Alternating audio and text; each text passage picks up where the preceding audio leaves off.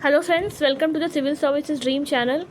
दोस्तों, CSAT UPSC prelims का paper हम सॉल्व कर रहे हैं। तो आइए देखते हैं question number 51। The number of persons who read magazine x only is thrice. दोस्तों, सवाल पढ़ने का कोई मतलब नहीं है क्योंकि ये सवाल यूपीएससी ने ही बाद में डिलीट कर दिया था। तो आइए देखते हैं next question. The graph below depicts the earning of A and B over the period 2000 to 2010। दोस्तों, ए और बी का ग्राफ दिया हुआ है 2000 से लेके 2010 तक का। आपको इसमें से ग्राफ देख के आपको बताना है कि कौन सा स्टेटमेंट कंक्लूड किया जा सकता है। तो दोस्तों, जो ए है, अगर हम ग्राफ देखें, ए ऑप्शन कह रहा है कि ऑन एन एवरेज। अच्छा, थोड़ा सही से कैलकुलेट कर लेते हैं। दोस्तों, यहाँ पे है ए, ये लाइन है और ये बी है, नीचे बी है, यानी ए ज़्यादा है बी से। तो अगर ये लाइन अगर मैं फील कर दूँ, मान लो इस लाइन को पी, और दूसरा कलर ले लेती हूँ, और दोस्तों अगर ये वाला देखें, इसे फिल कर देती हूँ मैं इस कलर से। जैसे मान लो आप क्यू, ये पी हो गया, ये क्यू हो गया, ठीक है। तो दोस्तों ये कह रहा है कि ये ए हो गया, ए ज़्यादा है 2000, अगर 2000 से लेके 2007 तक देखें तो ए बिल्कुल ज़्यादा है मेरा, और 2007 से 2010 देखें तो बी ज़्यादा हो जा रहा है। लेकिन दोस्तों अगर हम टोटल देखेंगे तो ये वाला पोर्शन जो है ये ज़्यादा है बी से, इसीलिए एवरेज अगर देखें तो ए अर्न करता है ज़्यादा बी से, तो इसका करेक्ट आंसर हो जाएगा ए। दोस्तों सवाल है कि टू पाइप्स हैं, दो पाइप है, A and B can independently fill or tank completely. अगर दोनों अलग अलग हैं और टैंक फिल करते हैं पूरी तरीके से, एक करता है 20 मिनट में, एक करता है 30 मिनट में। अगर दोनों पाइप को हम साइमल्टेनियसली उसी टाइम खोल दें एक साथ, तो कितना टाइम लगेगा कि वो दोनों मिलकर टैंक को पूरी तरीके से भर देंगे। तो दोस्तों आप ये ए ले लो, ये बी ले लो, ठीक है। ए का है 20, बी का है 30। तो इसका एलसीएम निकालते हैं। जैसे टाइम एंड वर्क के क्वेश्चंस होते हैं उसी के बेसिस पे इसे भी सॉल्व किया जाता है। तो अगर हम इसका एलसीएम ले लेते हैं तो ये हो जाएगा 60, यानी कि जो जैसे मान लो आप, ये जो 60 आया, ये आया टोटल वर्क। तो ये जो अगर ये हो जाएगा 3, 20 डिवाइडेड बाई 60, और 30 डिवाइडेड बाई 60 हो जाएगा 2, यानी ये हो गया 5। टोटल हो गया 5, और टोटल को इससे डिवाइड कर दीजिए आप 60/5, तो ये हो गया 12, यानी 12 मिनट्स में दोस्तों ये दोनों टंकी फिल करता है। ये टाइम एंड वर्क की बेसिस पे मैंने सॉल्व किया है। दोस्तों अगर ये आप ऐसे मान लो कि टाइम एंड वर्क था, ए जो है वो 20 दिन में काम करता है और बी जो है 30 दिन में काम करता है एक काम को। अगर दोनों एक साथ काम करेंगे तो कितना टाइम लगेगा, ये वही वाला क्वेश्चन है जिसको आप 1/20 + 1/30 करके बनाते हैं। 1/20 यानी एक काम, और ये 20 दिन, तो एक दिन में कितना काम, तो 1/20। नेक्स्ट कह रहा है कि each of the 6 different phases of cube has been coated with a different colour. तो मान लो डिफरेंट कलर है, VIBGYO, यानी VIBGYOR, Indigo, blue, green, yellow, orange. तो आपको बताना है कि एक मिनट, तो आपको बताना है कि कौन सा ऑपोजिट है फेस कलर्ड ओ के। तो इसको फिगर बनाना पड़ेगा। कह रहा है कि कलर्स क्यूब है, ये colours Y O B R adjacent on faces पे हैं, ठीक है। तो मान लो इसे वाई और यो और बी ले लिया।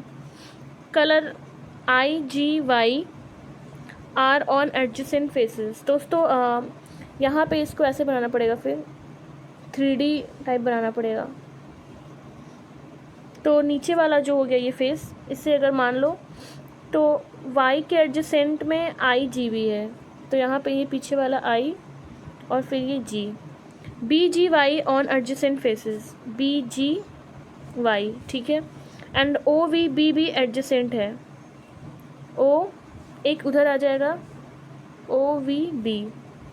एक ये पीछे का, ये ऊपर है, ये नीचे है, ये राइट लेफ्ट मान लो, और ये उस साइड क्यूब्स हैं, क्यूब का है। तो आप देख लीजिए टोटल 6 फेसेस हैं। तो दोस्तों पूछ रहा है आपसे कि ओक के ऑपोजिट क्या होगा, ओक जो है उसके फेस के ऑपोजिट क्या होगा। तो करेक्ट आंसर हो जाएगा CG। नेक्स्ट, दोस्तों कंक्लूजन्स है, आपको बताना है कि कौन सा स्टेटमेंट सही है। कह रहा है कि some men are great, some men are wise. तो इस कंक्लूजन 1 है कि men are either great or wise and some men are neither great nor wise. तो दोस्तों इसका करेक्ट आंसर हो जाएगा D, neither conclusion 1 nor conclusion 2 सही, मतलब कोई सही नहीं है, ना कंक्लूजन 1 ना कंक्लूजन 2। ठीक है, तो आइए देखते हैं अगला सवाल। क्वेश्चन है कि आपको स्टेटमेंट देख के सही कंक्लूजन बताना है कि कौन सा कंक्लूजन सही है। दोस्तों पहला लाइन कह रहा है कि some claim to have seen UFOs unidentifying flying objects. कुछ लोग क्लेम करते हैं कि उन्होंने एक अनआइडेंटिफाइड कुछ उड़ता हुआ देखा। सेकंड ऑप्शन है कि life on other heavenly bodies is considered to be a possibility, कि जो दूसरे हेवनली बॉडीज़ हैं वहाँ पे लाइफ जो है वो पॉसिबिलिटी है, कंसिडर कर सकते हैं। थर्ड है कि voice to space is now an established fact. तो दोस्तों यहाँ पे आपको स्टेटमेंट देखना है और बताना है कौन सा करेक्ट कंक्लूड क्या किया जा सकता है। यूएफओज आर हेवनली बॉडीज़, दोस्तों यहाँ पे क्लेम करते हैं कुछ लोग, तो हम और ये लाइन यूनिवर्सल फैक्ट्स हो जाता है, तो ये ऑप्शन गलत है। UFOs are sent from other heavenly bodies, ये ऑप्शन पे गलत है। ऐसा कहीं नहीं लिखा है कि जो अनआइडेंटिफाइड फ्लाइंग ऑब्जेक्ट्स हैं उनको हेवनली बॉडीज़ पे भेजा जाता है। And some living species in other heavenly bodies are more intelligent than man. और दोस्तों यहाँ पे मैन की और इंटेलिजेंस की तो कोई बात ही नहीं की गई है, तो करेक्ट आंसर हो जाएगा कि nothing definite can be said about the UFOs. हम कुछ डेफिनेट नहीं कह सकते हैं, मतलब यूनिवर्सल कंक्लूजन नहीं दे सकते हैं। नेक्स्ट है कि if A B C into D E E D is equal to A B C, तो ए बी सी डी और ई डिफरेंट डिजिट्स हैं, तो उनके वैल्यूज़ क्या होंगे, मतलब डी और ई का वैल्यू क्या होगा, आपको ये बताना है। तो दोस्तों इसको ऐसे सॉल्व करते हैं जैसे कि A B C into D D है, तो ए बी सी दिख रहा है आपको, ठीक है।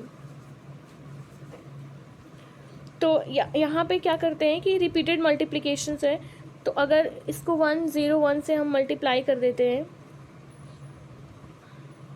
ए बी सी में, 1001 से हम जैसे कि नॉर्मली मल्टीप्लाई करते हैं, तो दोस्तों क्या हो जाएगा, एक मिनट रुक जाओ, डी ई ई डी को आप मान लो कि 1001 है, तो ये हो जाएगा डी की जगह 1, ई हो जाएगा 0, ई हो जाएगा 0 और डी हो जाएगा 1।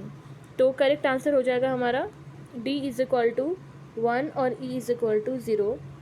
दोस्तों यहाँ पे क्या है कि जैसे कि एग्जांपल से मैं आपको और समझा दूँ कि 5 6 7 अगर होता और इसमें अगर हम 1001 मल्टीप्लाई करते हैं, अगर किसी भी डिजिट में आप 1001 मल्टीप्लाई करेंगे तो वो रिपीट होगा, ये हो जाएगा 5 6 7। आई होप आपको समझ आ गया होगा। Year wise variation of the price of a certain commodity shown in the following graph. तो आपको ये ग्राफ देखना है और आपको बताना है कि प्राइस कमोडिटी का 1919 में क्या था। तो दोस्तों यहाँ पे बताना है कि जो प्राइस है कमोडिटी का 1919 में क्या था, तो मस्ट हैव बीन 10 रुपीज़। तो ये गलत हो जाएगा क्योंकि यहाँ पे हम श्योरिटी के साथ ग्राफ में ये नहीं कह सकते कि जो प्राइस है 10 रुपये ही है, तो ये ग्राफ है तो प्रोबेबिलिटी होती है। मस्ट हैव बीन 12 रुपीज़, तो ये भी हम नहीं कह सकते कि 12 रुपये में भी पॉइंटर से कुछ डिफरेंस हो। And must have been anywhere between 10 rupees and 20 rupees. हाँ ये कह सकते हैं कि 10 रुपये और 20 रुपये के बीच में, क्योंकि देखेंगे अगर हम यहाँ पे 10 रुपये से जो 10 है यहाँ से स्लाइटली ऊपर की तरफ दिखा रहा है ग्राफ और 20 के नीचे दिखा रहा है, तो ये पॉसिबिलिटी हो सकता है। और ये गलत है कि higher that in the year 1991, ठीक है। तो इसका करेक्ट आंसर हो जाएगा सी। दोस्तों ये भी एक ग्राफ है, पाई चार्ट है, बार चार्ट है। तो इसमें बताया है कि जो प्रोपोर्शन एक्सपेंडिचर का बहुत सारे आइटम्स का दो फैमिलीज, एक फैमिली ए एक फैमिली बी है। तो इसमें आपको बताना है, चार्ट देख के आपको कंक्लूड करना है ये चारों ऑप्शन। टोटल एक्सपेंडिचर फैमिली ए का 20,000 है और फैमिली बी का टोटल एक्सपेंडिचर 1 लाख है। तो आइए इसे सॉल्व करते हैं। तो दोस्तों अगर हम देखेंगे कि फूड पे एक्सपेंडिचर 50% का किया जा रहा है, तो और फैमिली बी का देखेंगे तो ये फूड पे कितना कर रहे हैं, 10% कर रहे हैं। तो और ये 20% एजुकेशन पे कर रहे हैं। तो फूड पे अगर दोस्तों कर रहे हैं तो क्या करेंगे, 50%, सॉरी आप 50% ले लीजिए इंटू 20,000, तो ये कैंसिल, तो ये हो जाएगा 10,000। 10,000 एक्सपेंडिचर फूड पे कर रहे हैं ए, तो बी कितना करेंगे? तो दोस्तों बी करेंगे 10% इंटू 1,00,000, तो ये भी हो जाएगा 10,000। मतलब फूड पे दोनों का एक्सपेंडिचर सेम है। तो कह रहे हैं कि family A spend more money on food than family B spend more money on food than family A, and family A and family B spend the same amount on food. दोस्तों correct answer हो गया। हमने देखा कि दोनों 10,000 spend कर रहे हैं, चाहे उसका 1,00,000 सैलरी हो या उसका 20,000 हो। परसेंट पे डिपेंड करता है कि वो अपने इनकम का, अपने एक्सपेंडिचर कितना परसेंट वो फूड पे खर्चा कर रहे हैं। तो आंसर हो जाएगा ए, सी। और आज का लास्ट सवाल है कि Usha runs faster than Kamala, Preeti run slower than Swati, Swati run slower than Kamala, तो who is the slowest runner, यानी सबसे स्लो कौन रन करता है? तो दोस्तों इसको ऐसे करें कि उषा रन फास्टर देन कमला, फिर प्रीति रन स्लोअर देन स्वाति, यानी कि स्वाति जो है वो फास्ट रन करती है प्रीति से, Preeti, and Swati run slower than Kamala, यानी कि Kamala runs faster than Swati, तो ये हमारा बन गया। एंड ये Swati runs faster than Preeti, तो इसे अगर काट देते हैं तो u is greater than k is greater than, यानी फास्टर, ऐसे भी कर सकते हैं ग्रेटर को फास्टर, ये सिंबल हम देते हैं अंडरस्टैंडिंग के लिए। तो दोस्तों हमसे सवाल पूछा है कि who is the slowest runner, तो स्लोवेस्ट कौन है? तो स्लोवेस्ट हो जा रही है प्रीति, तो करेक्ट आंसर हो जाएगा हमारा बी, प्रीति। तो दोस्तों आज के लिए इतना ही, थैंक यू।